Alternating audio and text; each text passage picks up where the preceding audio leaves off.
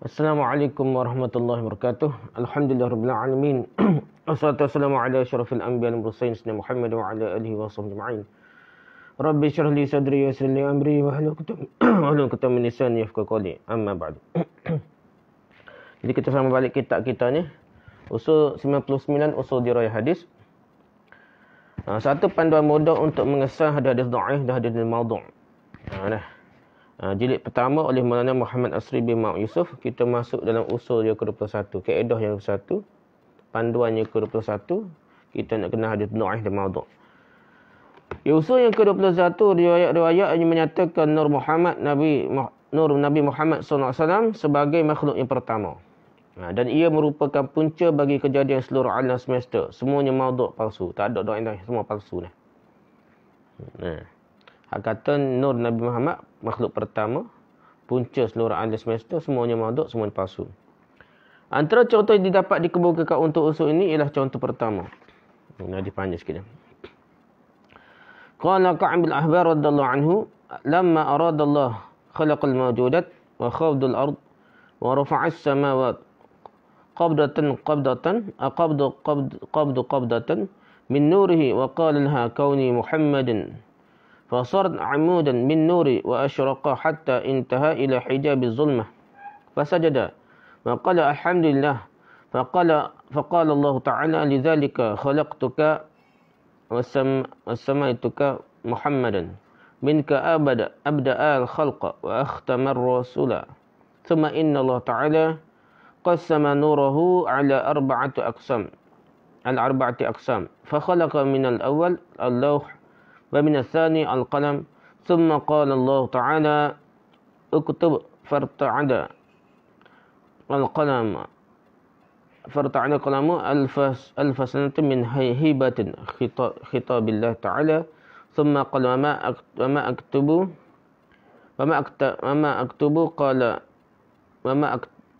أكتب قال أكتب لا إله إلا الله محمد رسول الله فكتب القلم ذلك فاهتدى إلى علم الله في خلقه فكتب أولاد آدم لصلبه من عطاء الله أدخله الجنة ومن عصى الله أدخله النار أمة نوح من عطاء الله أدخله الجنة ومن عصى الله أدخله النار أمة إبراهيم من عطاء الله أدخله الجنة ومن عصى الله أدخله النار أمة موسى من عطاء الله أدخله الجنة ومن عصى الله أدخله النار أمة عيسى من عطاء الله أدخله الجنة ومن عصى الله أدخله النار أمة محمد من عطاء الله أدخله الجنة ومن عصى الله وأراد أن يكتب أدخله النار وإذا النداء من العلي الأعلى بقلم تأدب فانشق القلم من الهيبة وأنقط بيد القدرة فصار عادة في كل قلم لا يكتب إلا مشقوقا مقطوطا وقال له اكتب أمة مذنبة ورب غفور ثم خلق الله من القسم الثالث العرش ثم قسم الرابع على 4 أقسام فخلق من الأول العقل ومن الثاني المعرفة ومن الثالث نور العرش وضوء الأبصار وضوء النهار فكل هذه الأنوار من نور محمد صلى الله عليه وسلم فكان أول المخلوقات كلها ثم بقي القسم الرابع مستودعات حتى العرش حتى خلق الله عز وجل آدم عليه السلام فأودع الله ذلك النور في ظهره وأسجد له الملائكة وأدخله الجنة فكان الملائكة يقفون خلف ظهر آدم صفوفا ينظرون إلى نور محمد صلى الله عليه وسلم فقال آدم يا ربي لما هؤلاء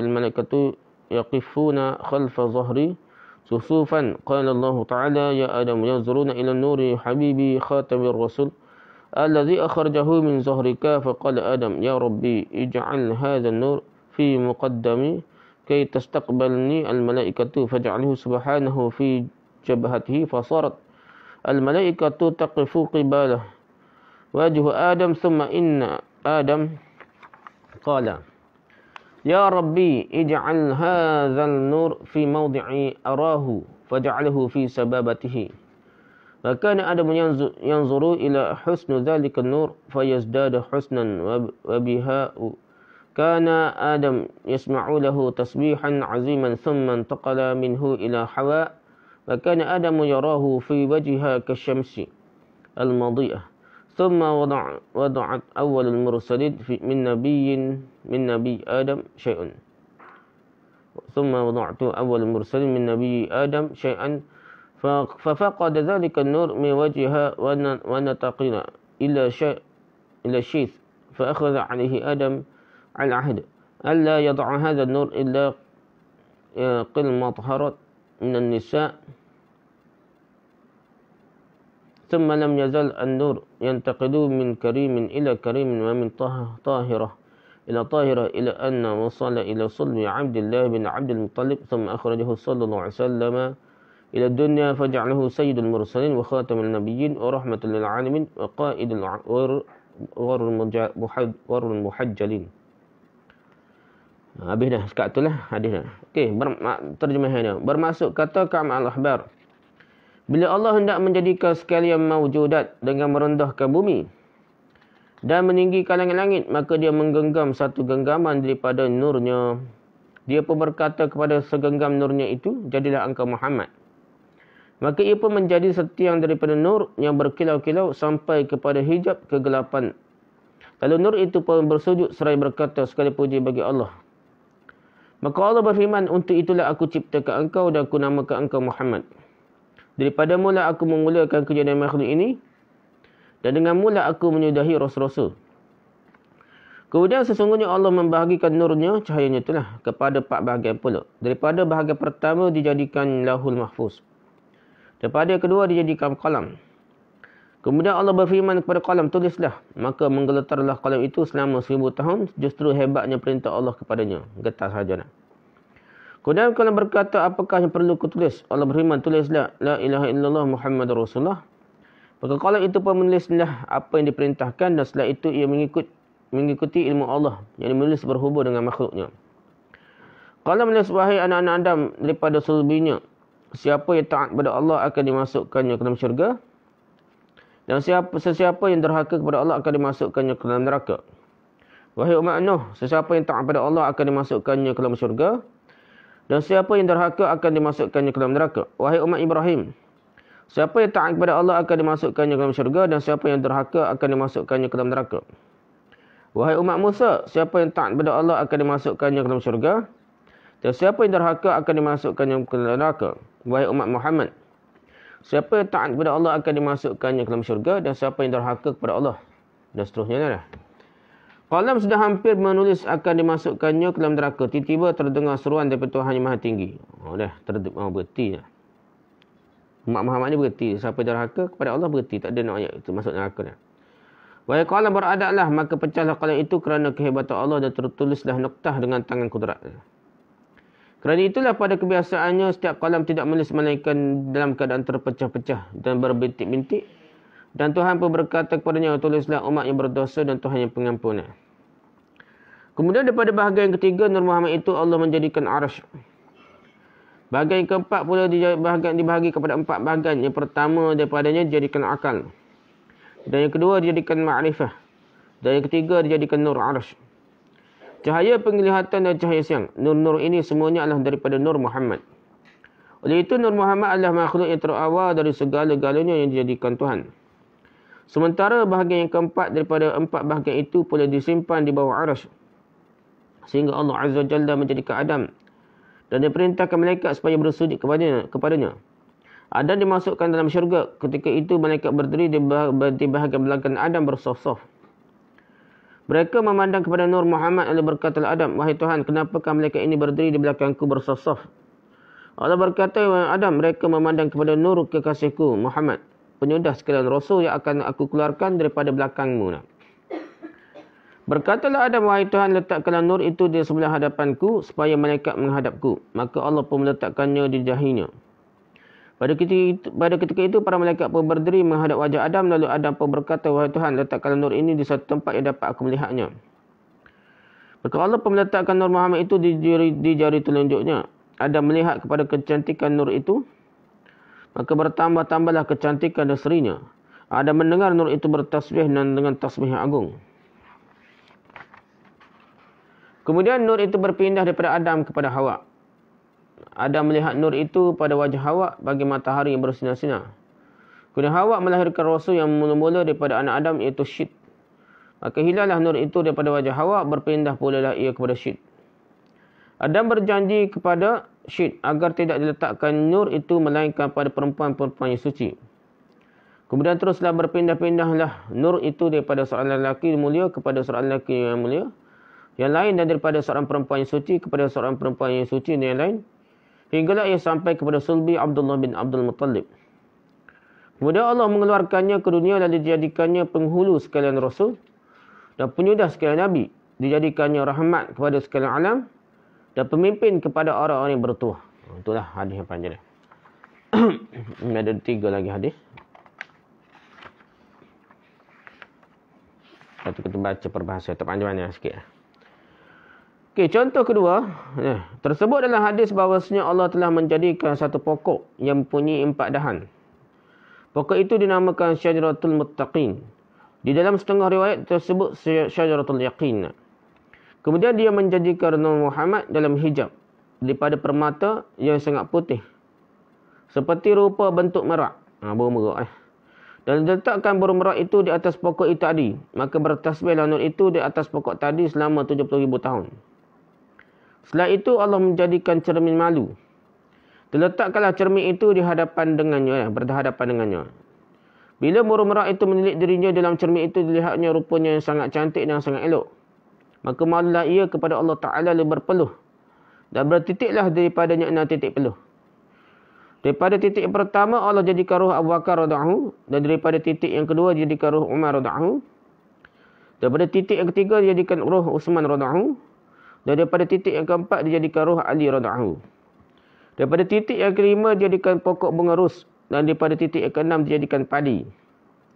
Setelah itu bersujudlah Nur Muhammad itu sebanyak 5 kali.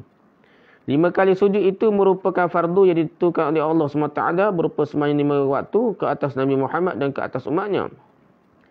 Kemudian Allah melihat pula kepada nur itu. Maka berpeluhlah ia kerana malu kepada Allah. Daripada peluh hidungnya Allah menjadikan malaikat. Daripada peluh mukanya Allah menjadikan arash, kursi, lah, qalam, matahari, bulan, hijab, segala bintang dan segala sesuatu yang terdapat di langit.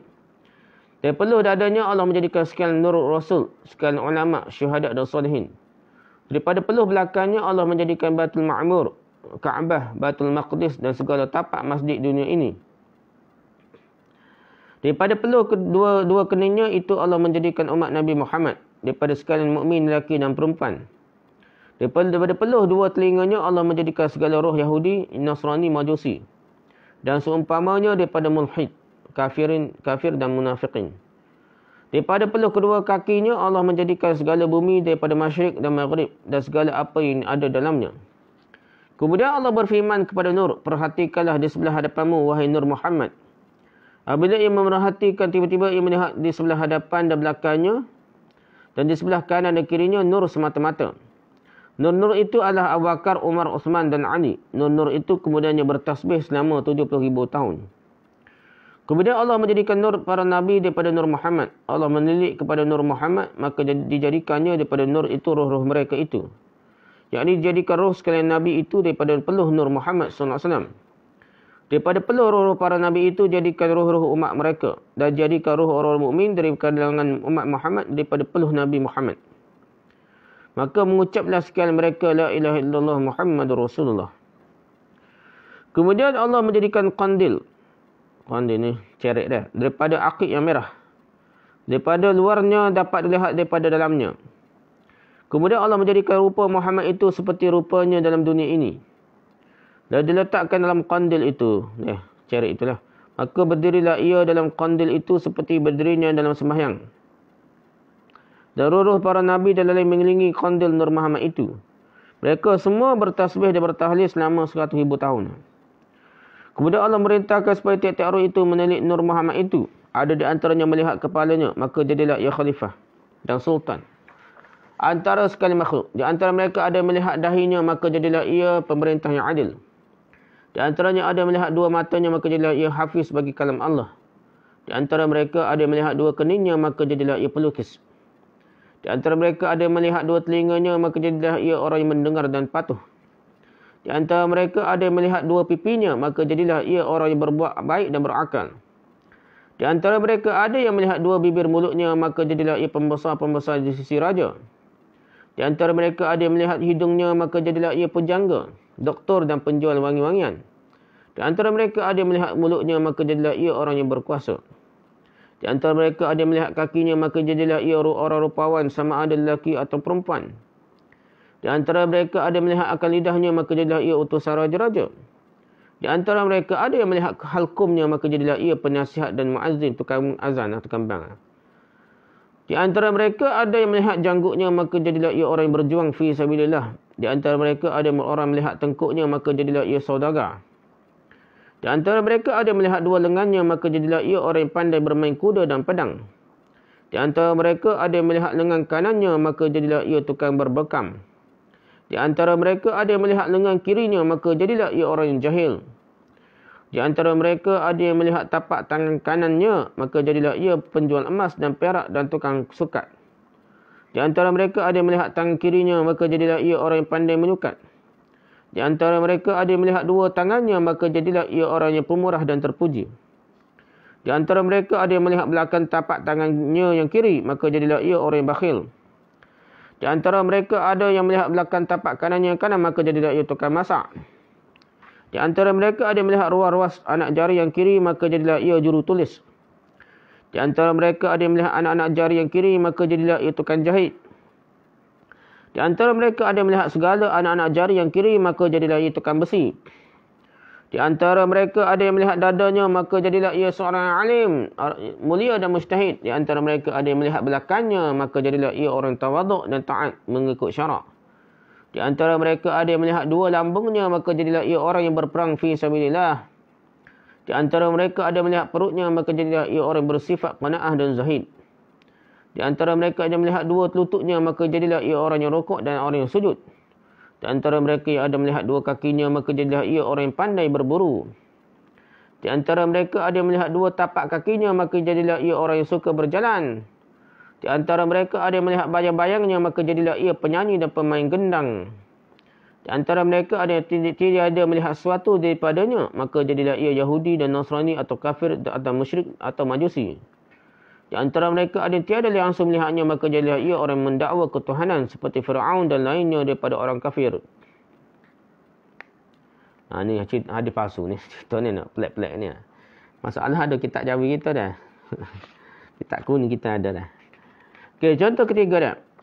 Baru ya Abdul Razak bisanadihi an Jabir bin Abdullah Al-Ansari radhiyallahu anhu qala qultu ya Rasulullah bi abi wa ummi akhbirni an awwal shay'in khalaqahu Allah Ta'ala قبل الأشياء قال يا جابر إن الله تعالى خلق قبل الأشياء نور نبيك من نوره فجعل ذلك النور يدور بالقدرة حيث شاء الله تعالى ولم يكن في ذلك الوقت لوح ولا قلم ولا جنة ولا نار ولا ملك ولا سماء ولا أرض ولا شمس ولا قمر ولا جن ولا إنس فلما أراد الله أن يخلق الخلق قسم ذلك النور 4 أجزاء فخلق من الجزء الأول القلم ومن الثاني اللوح ومن الثالث العرش ثم قسم الجزء الرابع 4 أجزاء فخلق من الجزء الأول حملة العرش ومن الثاني الكرسي ومن الثالث باقي الملائكة ثم قسم الجزء الرابع 4 أجزاء فخلق من الأول السماوات ومن الثاني الأرضين ومن الثالث الجنة والنار ثم قسم الرابع 4 أجزاء فخلق من الأول نور أبصار المؤمنين ومن الثاني نور قلبهم وهي المعرفة بالله ومن الثالث نور أنسهم وهو التوحيد لا إله إلا الله محمد رسول الله إلى آخره. Termasuk Abdul Razak meriwayatkan dengan sanadnya daripada Jabir bin Abdullah Al-Ansari. Kata beliau, aku berkata kepada Rasulullah SAW, wahai Rasulullah, ku tebus engkau dengan ayah dan ibuku dah. Ceritakanlah padaku tentang benda-benda yang mula-mula sekali Allah ciptakan sebelum segala sesuatu yang lain. Benda yang mula-mula sekali Allah ciptakan sebelum sesuatu yang lain lah. Rasulullah SAW bersabda, wahai Jabir, sesungguhnya Allah Ta'ala telah mencipta sebelum segala sesuatu nur nabimu daripada nurnya. Maka nur itu mula berputar-putar dengan kudrat Allah selama dikehendakinya. Pada ketika itu belum ada lagi lauh dan qalam pun tak ada lagi. Syurga neraka pun tak ada lagi. Belum juga ada malaikat, langit, matahari, bulan, jin dan manusia. Bila Allah hendak menjadikan makhluk dibahagi nur itu kepada 4 bahagian. Daripada bahagian yang pertama jadikan qalam. Pen dan qalam. Daripada bahagian yang kedua dia jadikan lah. Daripada yang ketiga, lah itu tempat nulis dah tak? Daripada yang ketiga dia jadikan arsh. Kemudian dia membahagikan bahagian keempat kepada 4 bahagian yang lain. Daripada bahagian pertama jadikan malaikat yang menanggung arsh. Daripada yang kedua jadikan kursi. Dan daripada yang ketiga jadikan sekalian malaikat. Bahagian yang keempat pula dibahagikan kepada 4 yang lain. Daripada bahagian yang pertama jadikan langit. Daripada bahagian yang kedua dijadikan bumi. Daripada bahagian ketiga dijadikan syurga dan neraka. Kemudian yang keempat pula dibahagikan pada 4 bahagian pula. Daripada bahagian pertama jadikan cahaya penglihatan orang-orang mukmin. Daripada yang kedua dijadikan cahaya hati-hati mereka iaitu cahaya makrifat akan Allah. Daripada yang ketiga dijadikan cahaya kemesraan mereka iaitu tauhid la ilaha illallah Muhammad Rasulullah. Dan daripada yang keempat dijadikan makhluk-makhluk lain hinggalah ke akhir hadis. Okey. Tu baca 3 contoh hadis lah sekaligus cerita. 3 contoh hadis daripada usul yang ke-20. 21 ni usul ke-21. Itu riwayat yang menyatakan Nabi Muhammad sebagai makhluk pertama dan dia merupakan punca bagi kejadian seluruh alam, semuanya marduk, semuanya palsu ni. 3 hadis itulah contohnya. Kerujukannya, riwayat disebut dalam contoh pertama berpunca daripada kitab Madarijus Su'ud karangan Syekh Muhammad Nawawi Bantan ni suhulah Syekh dulu kat dia ni di Mekah ni. Syarah kepada kitab Maulid Nabi karangan Syekh Ja'far yang lebih dikenali sebagai Al-Barzanji. Syarah kepada kitab Barzanji itu suhulah. Tempat kita terutama Kedah ke apalah. Jadi kitab Barzanji ni syarah dia Syekh Nawawi Bantan ni kitabnya Madarijus Su'ud. Ada hadis pertama hak cerita pasal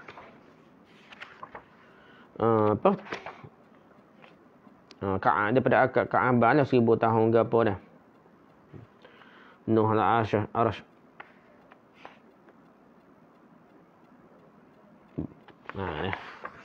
Tengok wajah ada apa syik naga apa dah pindah nono dah. Riwayat kedua pula terdapat dalam kitab-kitab seperti Daqaiqul Akhbar fi Zikri Al-Jannati wan Nar karangan Abdurrahim bin Ahmad Al-Qadi. So kitab riwayat kedua pasal apa? Merok ada tak? Merok dah. Syajaratul Yaqin daripada pokok tu ada merok, peluh-peluh dia tu jadi Nabi, jadi Yahudi, jadi Arsh ke qalam ke apa, peluh merok ni. Tu dalam kitab Daqaiqul Akhbar fi Zikri Al-Jannati wan Nar karangan Abdurrahim bin Ahmad Al-Qadi. Dalam kitab Kashful Ghaibiyah, sebuah kitab Jawi karangan Syekh Zainal Abidin bin Muhammad Al-Fatani. Ini suhulah kitab orang Jawa, orang Melayu ni tak. Dia ada dah kitab tu dah, Kashful Ghaibiyah. Karangan Syekh Zainal Abidin Muhammad Al-Fatani ni. Dan lain kitab lah di mana disebutkan dalam hal yang pertamanya lagi tentang kejadian Nur Muhammad itu ni. Riwayat ketiga pula tersebut dalam kitab Salatus Safa karangan Ahmad Reza Khan Baralwi dah. Kitab Baralwi dah. Pengasas aliran Baralwi dah. Dia juga dikemukakan oleh Al-Ajaluni yang Ismail bin Muhammad meninggal 1162 Hijrah dalam kitab Kashful Khafa. Jilid 1 muka surat 311. Dan kitab Ali Hashish dalam asal satu ahadis al-wahiyah muka surat 155. Tapi ni kita ada palsu ni Ajaluni ke apa ni nak. Kashful Khafa ni. Jadi kitab bukan hadis palsu tu kitab Salatus Safa lah. Syekh Baralwi dah. Riwayat ini didakwanya terdapat dalam kitab Musannaf Abdul Razak. Padahal setelah diperiksa, ia tidak ada pun dalam kitab berkenaan dah, tak ada dalam kitab Musannaf Abdul Razak cari-cari ni. Tebal ada ke hotel ustazah mana pakai purdah tu. Dia kata ada dah jumpa tunjuk bukti kononnya dah.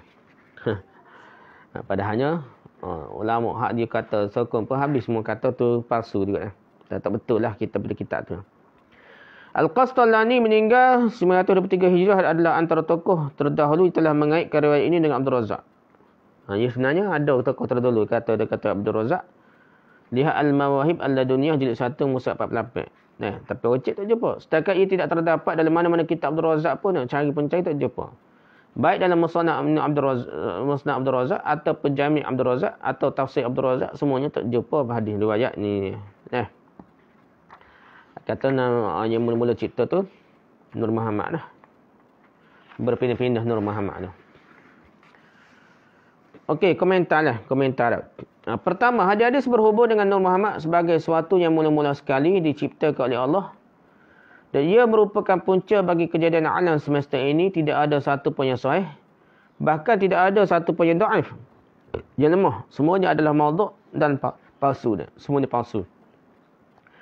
Hafiz Ibn Taymiyah dan Ibn Katsir mengatakan, semua hadis-hadis yang menyatakan demikian adalah palsu dan diada-adakan dengan ittifaq dan kesepakatan ahli ilmu hadis. Semua ahli ilmu hadis termasuk orang sufi pun semua kata begitu dah.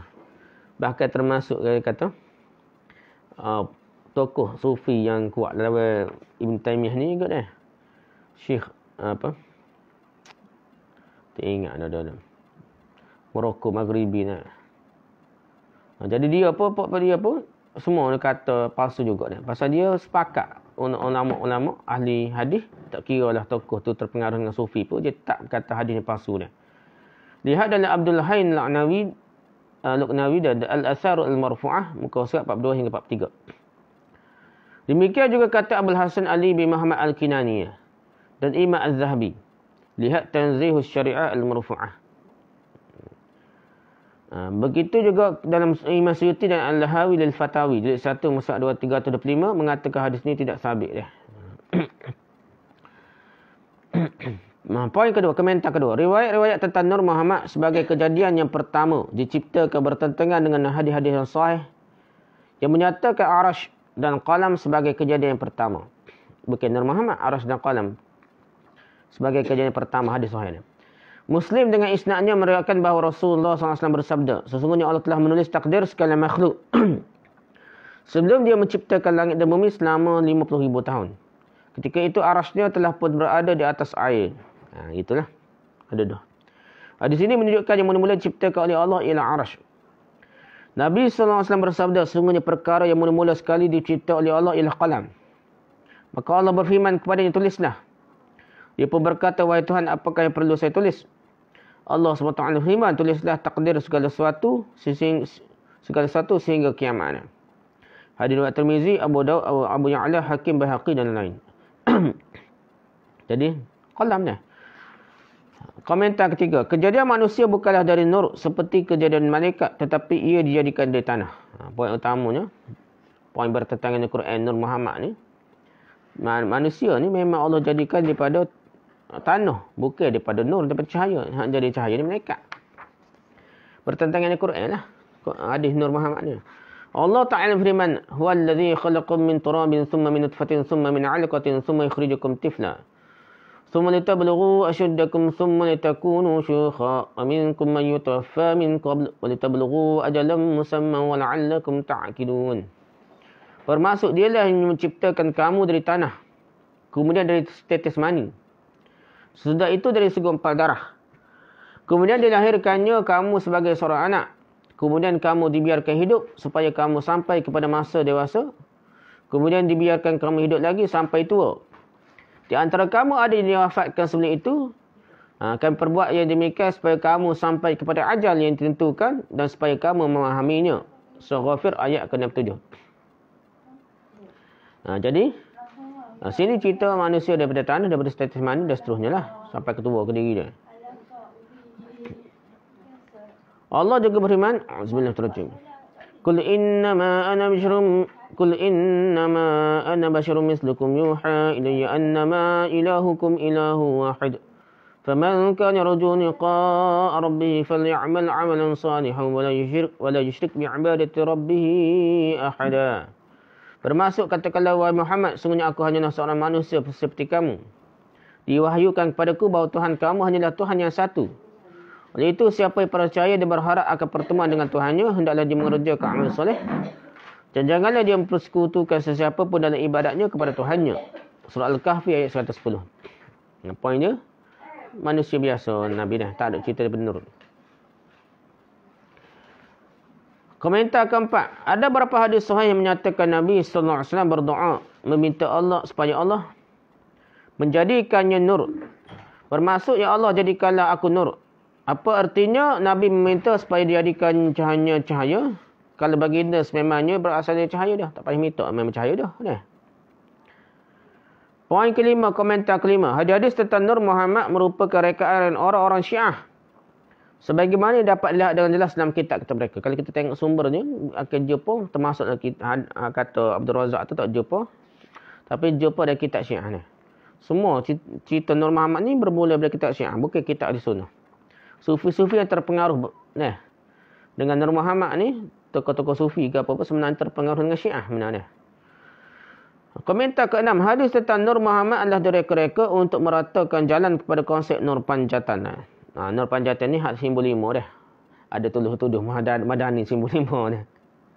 Macam-macam aja dah. Tapi Nur Panjatan ni memang daripada Parsi. Daripada 5 ni, betul lah. Nabi, Ali, Fatimah, Hasan, Husain. Ni 5 dah. Panjatan dah. Simbol 5 jari tu lah. Nur Panjatan ni menurut Syiah menuju kepada Nur 5 peribadi mulia. Iaitu Nabi Muhammad, Ali, Fatimah, Hasan dan Husain lah. Ia dikatakan berlega-lega mengelilingi arasy sebelum kejadian Anas semesta selama 45,000 tahun. Memang cerita ni memang banyak dalam kitab-kitab Syiah. Termasuk dalam kitab Ahli Sunnah pun sebenarnya terpengaruh dengan Syiah. Terperangkap dengan ideologi Syiah. Macam konsep waliyatul faqih lah dah. Iaitu kepimpinan ulama. Kepimpinan ulama pun pengaruh daripada Syiah lah. Pengaruh daripada Syiah. Waliyatul faqih. Begitu juga kita ni tak sengaja banyak lah. Termasuk juga Nur Muhammad. Konsep Nur Muhammad yang dipegang oleh Sufi sebenarnya pengaruh Syiah. Begitu juga dikatakan Syekhul Akbar dah, Muhyiddin Ibn Arabi dah. Sebenarnya dia pun Syiah dah. Dia Syiah dah. Dia ni Syiah. Sebab itu dia banyak unsur-unsur Syiah dicampur dengan falsafah, campur dengan Syiah, jadilah konsep wahdatul wujud tu dah. Okey, ketujuh. Perkataan nur yang disandar kepada Nabi adalah yang dengan artinya yang majazi, yang biasa pinjaman. Sebagaimana perkataan nur juga secara majazi dipakai untuk agama, untuk Al-Quran dan lain-lain. Jadi bahasa nur tu majazi lah. Kalau kita pakai Nabi minta nur tu majazi, bukan nur sungguh dah. Komentar ke-8. Hadis-hadis dan riwayat yang menceritakan tentang Nur Muhammad itu banyak juga menampilkan unsur-unsur tabarruk. Pernyataan rasa benci dan dendam kusumat terhadap Nabi SAW dan ayahanda Nabi. Kalau kita perhati malik, bukan nak puji Nabi Nur Muhammad ni, tapi ada unsur tabarruk, nak tunjuk rasa benci dan dendam kusumat sebenarnya terhadap Nabi dah. Terdapat satu riwayat menyebutkan bahawa bila Nur Muhammad itu bersinar-sinar di dahi Abdullah, maka ia dikenali dan dicam oleh seorang tukang tenung perempuan dah. Dia mengajak Abdullah untuk tidur bersamanya dengan harapan nur itu akan berpindah kepadanya. Tetapi bukan dia yang bertuah mendapatkan nur itu kerana Abdullah enggan mengikutinya dan terus pulang ke rumah. Di rumahnya, ibunda Nabi SAW telah dipilih oleh Allah sebagai pewaris Nur Muhammad itu. Setelah Nur Muhammad itu berpindah kepada Aminah, Abdullah datang semula kepada tukang tenung itu dan memintanya untuk bersama-sama, tetapi tukang tenung perempuan itu pula yang menolak dengan alasan, nur yang berkilau di dahimu sebelum ini telah pun berpindah ke lain. Riwayat ini dengan perincian dan lafaz yang berbeza-beza dikemukakan oleh Ibn Sa'ad. Kitab Al-Sunnah. Kharaiti, Ibn Asakir, Bahaqi dan Abu Nu'aim dalam Dalail Nubuwahnya masing-masing. Tetapi tidak ada satu pun daripadanya yang sahih. Malah kepalsuannya jelas sekali kelihatan. Hadis palsu lah. Nak hina Nabi Muhammad dah. Cari pelacur dah. Dilihat daripada sudut dirayahnya, kepalsuan riwayat ini begitu terang kerana ia menunjukkan ayahanda Nabi kita Muhammad SAW seorang yang bermata keranjang dan jahat. Bila ia menyatakan bahawa kerana satu sebab Abdullah telah menolak ajakan tukang tenung perempuan yang jadi juga pelacur itu, tetapi kemudiannya dia sendiri yang mencari perempuan itu untuk digaulinya. Perkara ini sahaja pun sudah cukup untuk kita menentukan sama ada riwayat ini sebenarnya menyatakan kelebihan Nabi SAW ataupun ia sebenarnya merupakan satu bentuk tabarruk, bentuk benci dan berdendam terhadap ayahanda Nabi dan menampilkannya sebagai seorang yang jahat. Tu komentar ke-9 pula. Ia membuatkan banyak sekali khurafat-khurafat dan mitos daripada agama dan budaya asing seperti agama Hindu dan lain dalam menggambarkan Nur Muhammad sebagai burung merak. Ni kalau kita perhati cerita-cerita epik Hindu ni ada unsur burung merak lah. Jadi Nur Muhammad ni seolah terpengaruh dengan Hindu sebenarnya. Konsep Nur Muhammad. Dan unsur-unsur kebudayaan Hindu masuk ke dalam dunia Islam lah, melalui kisah-kisah Nur Muhammad. Dan lain-lain menurut kepercayaan mereka tentang tanasuh agama awal agama dan inkarnasi. Jadi unsur-unsur berpindah-pindah roh ni, unsur cahaya Nur Muhammad berpindah pada daripada tu ada siapa ke Pak Nabi Abdullah siapa ke Nabi Muhammad ni. Ni adalah unsur-unsur tanasuh berpindah-pindah roh lah. Roh berpindah.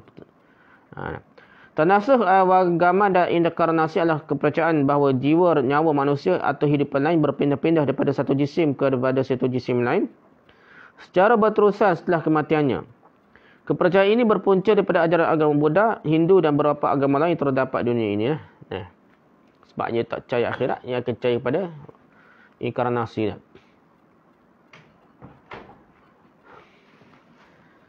Itulah ke-10, komentar ke-10. Itulah terbukti merupakan satu daripada beberapa faktor utama kesesatan golongan sesat seperti golongan Baralwi, ilmu isi, batiniah dan lain-lain.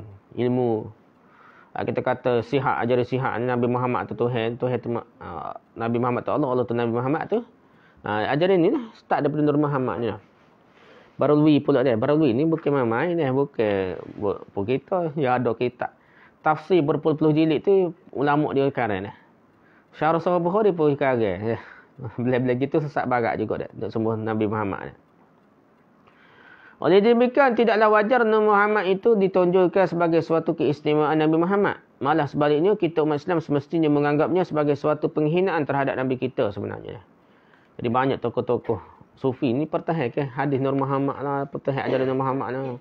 Dia belik lah, nak suka kata boleh lah. Tapi kesannya bahaya lah. Nak sekat ke mana ajaran Nabi Muhammad ni Tuhan ni. Tuhan Nabi Muhammad ni. Allah. Allah tu Muhammad, Muhammad tu Allah. Kalau tidak kita menentang punca ajaran sesat ni, kita menurut konsep Nur Muhammad ni. Habislah usul yang ke-21. Usul 22 ni panjang kot. Sekat tu lah kita bincang lepas ni. Wallahu a'lam. Subhanakallah bihamdika, subhanakallahumdika, subhanakallahumdika, asyhadu an la ilaha illa anta, astaghfiruka wa atubu ilaik. Assalamualaikum warahmatullahi wabarakatuh.